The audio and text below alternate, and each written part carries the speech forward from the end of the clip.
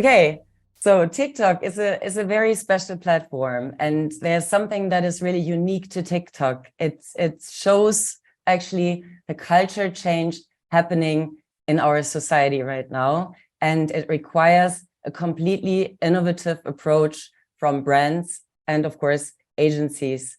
And I will go into detail and explain a bit about this. So first of all, on TikTok, every moment can be a moment of truth. So finding the truth. So any moment, a user can take a decision to make a purchase. 69% of our users, of our user discovery, sorry, leads to unplanned purchases. We know that. And 95% of purchasing decisions are subconscious. And I don't know how many of you are on TikTok. Please give me a thumbs up if you are on TikTok. If you are on a For You page regularly, and if you know what I'm talking about, this looks really nice. Thank you. Excellent. So I think a lot of us are on TikTok regularly, and you know how it is, right? You're like, let's say you're on the train, or you're lying on your sofa on a Friday night, or any night, or even in the morning, or I don't know where you are, and you're just enjoying some entertainment because it's a mobile entertainment platform. It is a content graph. It's not a social graph, right? I said that when I was here 2 years ago, and I explained it, that this is not about followers, this is about content. So, and if there's good content and if there's good entertainment, you're willing to spend a lot more of your life there and a larger part of your life. And I'm trying to go to the next slide. There we go. So the For You page is really where communities and brands come to play. So brands are easily discovered through this endless stream of inspiration. And in this entertainment, of course, brands need to fit in properly. And always on has presence. So we've all learned that we need to be always on, right? So if we have our media planning, we know that always on does significantly change the way a campaign works and how efficient and effective it is. But this is not everything we need. We need to be always on, but we also need to be participating in a meaningful way with our community. And I will first show you how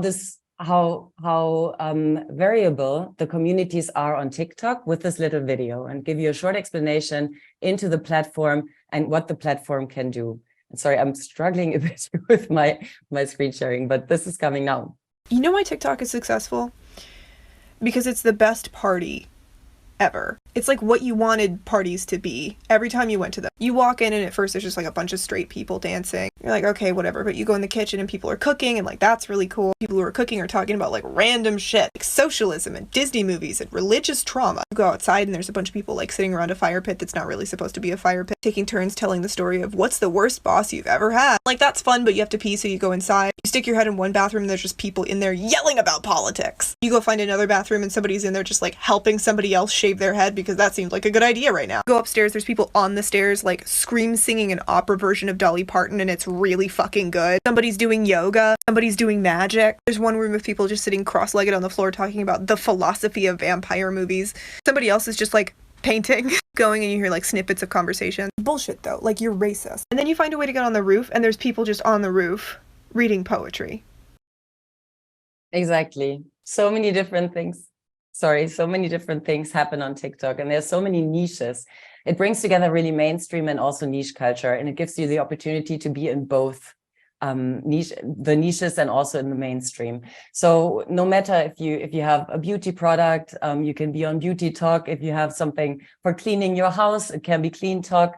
If you sell books, it can be Book Talk. And there's a lot of different niches where our users find their entertainment. And 62% of our users agree that TikTok has a greater variety of subcultures than any other platforms. And you will be surprised to see how many different ones. I remember 2 years ago when I was here, somebody asked about hearing devices, and we found that the hashtag Hörgerät had 5 million views. And I just checked yesterday, now it's tripled. So there's a lot of different communities and a lot of room for different products. And what's also good to know is that the community really is is very playful. So for example, if you know Yves Saint Laurent, and you maybe know this lipstick format, and the community found out that you can really get this middle part of it. You can take it off, and you can use it as a ring on your finger, and that got 14 million views when this was found out and explored on TikTok, and people are now buying this lipstick because they also want the ring. And this is how product awareness is changing on TikTok, and how products can become loved products on TikTok and really change the way they are perceived in society. So activating content, we know that creates attention, and that's what we need. And it also creates a wish to interact more with the community. And that's what's oftentimes not used well. And the community is really ready to trust. And if they trust you, they buy from you. So we know that 66% of our community has been inspired to find out more about a product and a brand. 76% like it when brands are part of special interest groups on TikTok. And 78% agree the best brands on TikTok are those that feel like they are sharing ideas and that they are working with users. So for example, if you want to bring out a new pizza, and you are thinking about which kind of pizza this could be, what you could have on the pizza, you could co-create this with the community and really bring out this TikTok pizza. It has happened in the past. And this is something that will engage more with the community, and that will make you part of the community. And you are working with the community at eye level. So it's really staying and playing. So you are there, and you can be always in by playing with the community. And what's also important is brand performance, branding and performance. So this full funnel, and we just heard that from LinkedIn, and I think it's relevant for a lot of platforms, but for TikTok, it is essential basically to be really ultimately successful. It's the lines between the two are actually kind of blurring, and maybe this is even more than on other platforms actually. And we can see that if you build the equity with branding, if you influence the behavior, if you broaden the reach, and if you prime emotionally, and then you use the performance to leverage this equity you've built, and you converting the behavior, and you're targeting the right reach, and you have strong call to actions, then your conversion go really up. And I cannot tell the numbers, but it's significant, I can tell you, and you should really look at full funnel planning. So so to be a bit more practical, and how are you going to do it? So what's really significant is that we used to, when this always on topic came up, probably, I don't know, maybe 2015 or something, we talked about customers all the time, right? We were building these images of customers as brands, and we were trying to give them a face, and then we were trying to find the right audience approach. And now this has really changed. We are now targeting communities, and full communities, and this is completely different. And we are not looking for attention only anymore, but we're looking for building trust with the communities. And what's really important is that we're not trying to distract them. So imagine you're lying on the sofa and you're being entertained. You don't want someone asking you to, hey, here I am, stop what you've been doing, and now please buy my product. But you really want to have some fun with the brand, and you want it to blend into your entertainment you're enjoying, and to have this connection with the brand. And from a comms perspective, this is not called advertising anymore. So it's a completely new, different communication model. It's really entertainment, what we're doing now. And this is a completely different approach. And the driver is not the market anymore. The driver is really the culture. And this has started with a Gen Z probably, and it's completely taken over the millennials, and now also older audiences. Age is not really significant on TikTok. We're becoming older and older. The millennials are fully there now, and our age groups are highly rising. But it's really about interest, right? It's about the niches, the interest groups. And it's a completely different new culture, which TikTok has co-shaped. And what you're influencing is not one to many anymore as a brand, but it's really many to many. So you're working with the community, and together with the community, you're giving advice on something, how to use a product, or you're really interacting with the community and asking them to share their thoughts about your products. And that's why it's so important also to work with the comments on TikTok, to really give the community the chance to interact with you, to ask questions, to really be part of the brand development as well. And the golden rules really for being always in, as a brand, you need to understand where, where am I placing my content? So where am I targeting? So producing really the right content for the right niches you're approaching. And then, of course, from there you think about what you're posting. But this is really first think about, okay, which are my niches? Where is it clean talk as a cleaning product, or do I want to be part of the food community, or where exactly do I want to go? And also, like, for example, you're doing do-it-yourself content for what's Baumarkt? You're offering things to build your home, right? Building your home, this can be an apartment, redecorating a big old villa. This can be doing your balcony for the summer. This can be doing something in your garden. So many different opportunities, so many different niches. So really be precise on where you want to go and where you see the best opportunity for your content to be found and to be liked. And then never stand still. So you have to keep evolving. You have to be agile.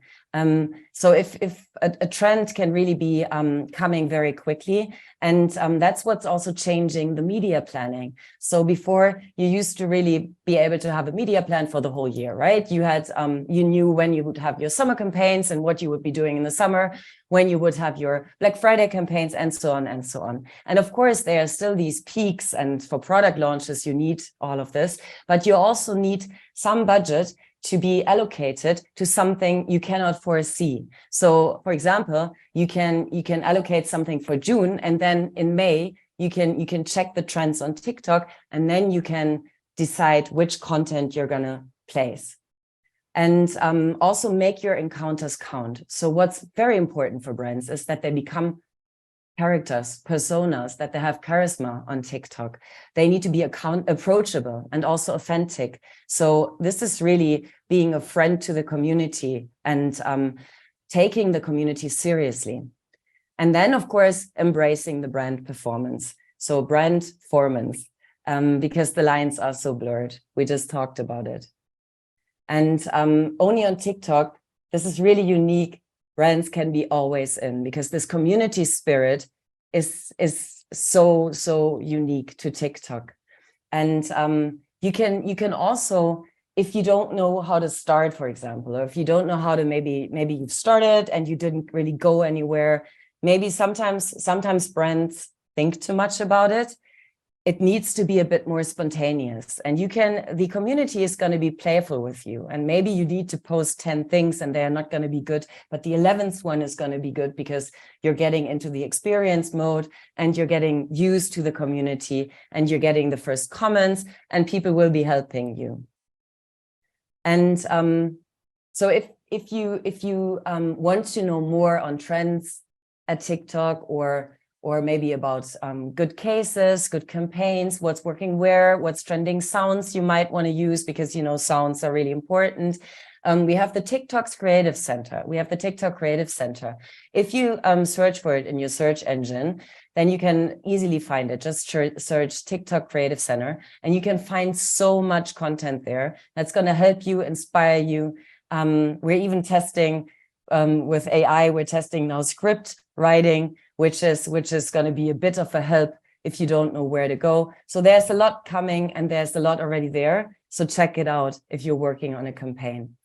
And also there's the TikTok Creator Marketplace. So what we always say is, if you want to be always in, it's good to be an authentic part of the community. If you don't know how to do it, work with creators, because the creators are part of the community, and they can translate your messages, and they can translate what you want to give to the community. And they can help you get used to communicating always in. And that's that from me, and I'm open to questions now. No, I'm here. Yeah, good. Hello. So if you have additional questions, everyone, then feel free to post them into the chat, please. We have 3 questions so far. The first one, is there a chance that TikTok will open up its APIs to tools like Facelift to make user engagement and maybe also publishing easier in the future? So that's definitely something we are working on. So I think we've only built for 3 years now in Germany, not even quite. And I think we've achieved a lot compared to what others have achieved in such a short time. But this is definitely something we are also working on.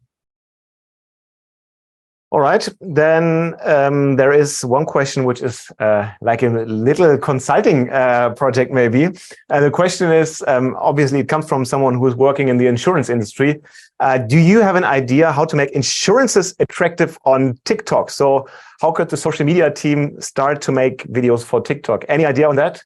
Cosmos Direct just won an Effie last year with an insurance campaign. So it is possible, and we know it's been used a lot. So the thing is that the communities, the people come with their whole lives, right? And we have a lot of people doing their, for example, buying an insurance or also doing their taxes on a Friday night at 11 o'clock. And they are there and they are relaxed and they see the right content in the right environment. And then they just say, oh, if it's that easy, I just do it now. And it happens, but it needs to be the right content fit for the community. And this is something, work with creators. There are a lot of insurance creators. There's a huge community on insurances and all other live devices on TikTok. But you can, of course, always contact the one team. Other question is how to convince top managers in a company that TikTok is not only Gen Z anymore, what I already said in the introduction. So there is a lack of demographic data, and that makes it sometimes a little bit difficult to convince managers of that. So what support or additional data do you think marketing managers, social medias can expect in the future? So you can work with my team, and if you are under NDA, you will get the data you need. So just contact me on LinkedIn, and I can connect you with the right people. Also, if you look at the cases, if you look at the brands that are already on TikTok, you can easily see that this cannot just be 18-year-olds. Like if you have Thermacare, for example, or if we're talking about like more complicated products, there's a lot that's designed for older age groups. It's really about interests, not age. And I can promise you, you will see it in the numbers when we share them.